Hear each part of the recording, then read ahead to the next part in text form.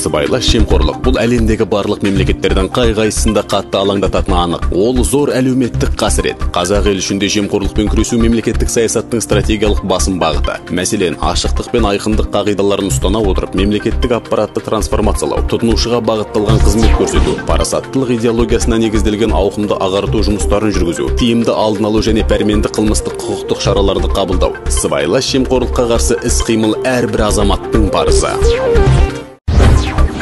Мемлекеттік қызметкерлерге мемлекеттік функцияларды орындауға уәкілеттік берілген өзге де азаматтарға, сондай-ақ олармен теңестірілген азаматтарға, олардың отбасы мүшелеріне, мемлекеттік қызметшінің қызметтік өкілеттіктеріне байланысты қандай да бір іс-әрекет үшін сыйлық алуға тыйым салынады. Мемлекеттік функцияларды орындауға уәкілеттік берілген азаматтар және олармен теңестірілген адамдардың отбасы мүшелері, жақын туыстары, құда-жекжаттары қол астында атқаратын лауазымдарға тікелей бағынысты қызметтерді атқара алмайды. Мұндай жағдай болса, мемлекеттік қызметкер тиісті ұйымның басшылығына жазбаша хабарлама беруге міндетті.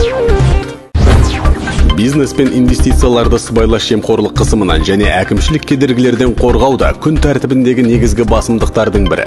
Сыбайлас жемқорлыққа қарсы іс-қимыл агенттігі 2018 жылдан бастап Protecting Business and Investments жобасын қолға алды.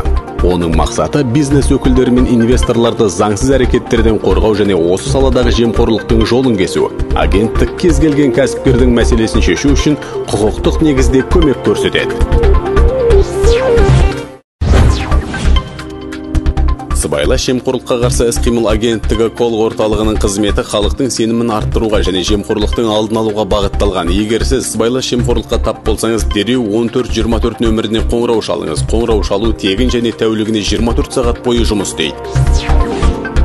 Сыбайлас жемқорлық фактілері туралы хабарлаған азаматтарға ақшалай сыйақы қарастырылған. Қоғамдық белсенділік танытып, жемқорлықпен күресуге үлес қосыңыз.